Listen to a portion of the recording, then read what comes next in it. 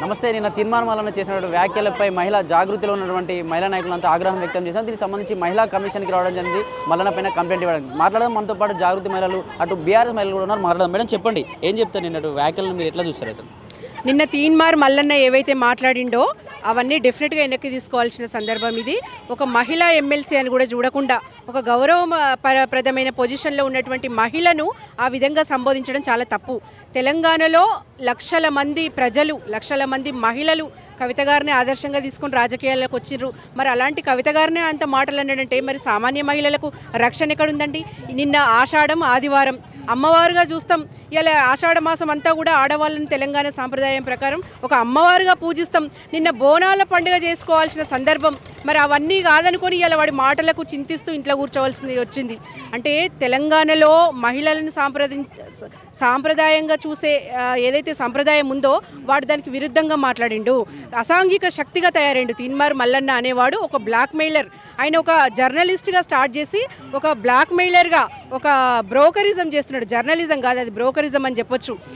గతంలో కూడా ఒక అగ్రవర్ణ కులానికి సంబంధించి పరుష పదజాలంతో మాట్లాడి తీవ్ర ఆగ్రహానికి లోనై పార్టీ నుంచి కూడా సస్పెండ్ అయిన దాఖలాలు చూస్తాం. ఇది కొత్త ఏం కాదు. తీన్మార్ మల్లిగాడు అలియాస్ చింతపండు నవీన్ అనే వ్యక్తి గతంలో కూడా అనేక మందిని విమర్శించి పరుష పదజాలంతో తీవ్ర అభ్యంతరకర మాటలు మాట్లాడి పార్టీ నుంచి సస్పెండ్ అయ్యిండు. అందరి ఆగ్రహానికి కూడా లోనైండు.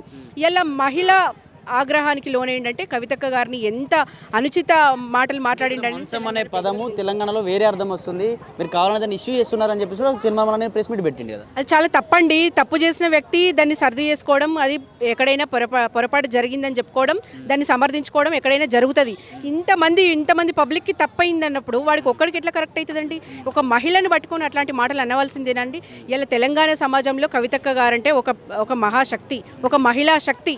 మరి ఇంతమంది ఆదర్శంగా తీసుకున్నప్పుడు మా లీడర్ని అంతా మాట అన్నాడంటే ఇక సామాన్య మహిళలకు రక్షణ ఎక్కడుందని అడుగుతున్నా.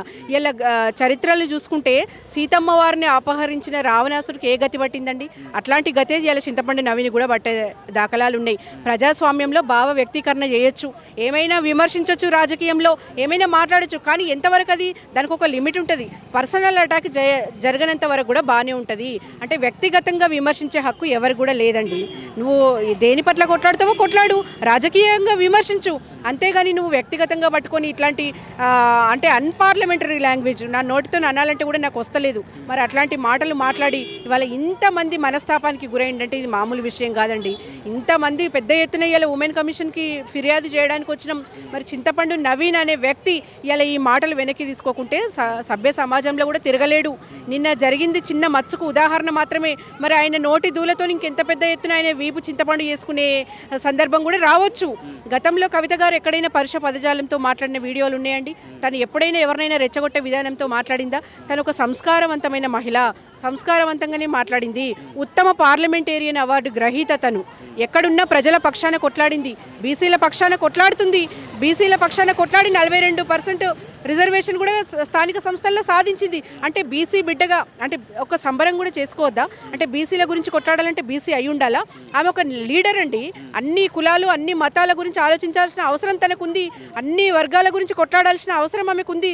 సబ్బండ వర్గాల గురించి ఆలోచిస్తుంది. మరి చూడండి, బీసీల గురించి బీసీలు మాట్లాడాలంటే మరి రాహుల్ గాంధీ ఎవరు, సోనియా గాంధీ ఎవరు? మరి వాళ్ళు కూడా అగ్రవర్ణ కులస్తులే కదా. మరి వాళ్ళు మాట్లాడినప్పుడు కవితక్క గారు ఎందుకు అర్హురాలు కాదనేది నేను అడుగుతున్నా. గతంలో కూడా 33% రిజర్వేషన్ కోసం ఢిల్లీ దాకా పోయి దీక్ష చేసి వచ్చిన ఘనత కూడా ఉంది తనకి. ఇలా కొత్తగా చేస్తలేదు. ఆమె ఏదైనా ఎత్తుకుందంటే డెఫినెట్గా సాధించి తీరుతుంది. అది మహిళా రిజర్వేషనే కావచ్చు, ఇలా బీసీ రిజర్వేషనే కావచ్చు, ఏదైనా కవితక్క ఆధ్వర్యంలో సక్సెస్ అయింది. అది వాడు చూసి ఓర్వలేక జీర్ణించుకోలేక ఒక మహిళ చేస్తుందా? చేస్తేనే అంటే ఆయన దురుద్దేశంతో, ఒక రాజకీయ దురుద్దేశంతో బీసీ నినాదం ఎత్తుకొని ఏదో బీసీ ముఖ్యమంత్రి అవుతా అని చెప్పుకుంటున్నాడట బయట. అంటే చేస్తే నేనే చేయాలి, మళ్ళీ ఆమె వచ్చి చేసుడైందని ఆ యొక్క జెలసీతో అట్లా మాట్లాడాల్సి వచ్చింది. ఏం చెప్తా ఉన్నారంటే తీర్మానం పార్టీ పెట్టబోతుందని చెప్పి పోటీగా ఉంటాడు కవిత పార్టీ పెడదని కావాలనే అటాక్ చేయడానికి తోలిచ్చింది, కావాలనే కొట్టారు, రక్తపాతం చేశారు మొత్తం ఆఫీస్లో అని చెప్పేసి కూడా మాట్లాడుతూ ఉన్నాడు. అసలు ఎందుకు అక్కడ కొట్టాల్సి వచ్చింది? అంటే మీరు నిరసనకు వెళ్ళామని చెప్పి మీరు కూడా చెప్తా ఉన్నారు. అసలు అక్కడ ఎక్కువ వాగ్వాదం ఎలా జరిగింది? అసలు చూడండి, మీరు వీడియోలు చూస్తే మారణాయుధాలతో పోలేదు, ఏం కత్తులు కటార్లతో పోలేదు. జస్ట్ నిరసన తెలపడానికి మహిళలు పోయినరండి నిరసన తెలపడానికి. నువ్వు గన్ను పట్టుకొని గాల్లో గన్ను షూట్ చేయాల్సిన పరిస్థితి ఎందుకు వచ్చిందండి? ఇలా మిస్యూజ్ చేసిండు, ఎవరైతే ఆ గన్ మ్యాన్ మిస్యూజ్ చేసిండో ఆ గన్ లైసెన్స్ను కూడా రద్దు చేయాలి. దానికి ఉసిగొల్పిన తీన్మార్ మల్లన్న మీద కూడా కేసు బుక్ చేయాలి డెఫినెట్గా. మా వాళ్ళు నిరసన వ్యక్తం చేయడానికి ఖాళీ చేతులతో పోయారు కదండి. అక్కడ మారణాయుధాలు ఎక్కడున్నాయి? నువ్వు అంత గన్ను షూట్ చేయాల్సిన అవసరం ఏమొచ్చింది?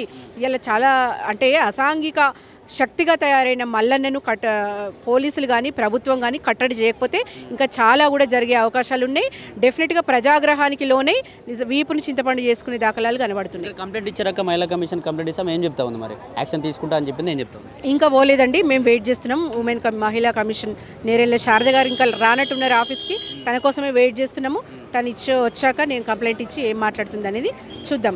డెఫినెట్గా రాష్ట్ర ప్రభుత్వం చర్యలు తీసుకోవాలి. ఒక మహిళా లీడర్గా ఉన్న కవితక్క గారి మీదనే అంత మాటలు అన్నాడంటే పార్టీలకు అతీతంగా ప్రతి మహిళ కూడా ఖండించాలి. ఉమెన్ కమిషన్ కూడా యాక్షన్ తీసుకోవాలి. రాష్ట్ర ప్రభుత్వం కూడా దీంట్లో జోక్యం చేసుకొని డెఫినెట్గా వాడికి శిక్ష విధించాలనేది మా మహిళల డిమాండ్.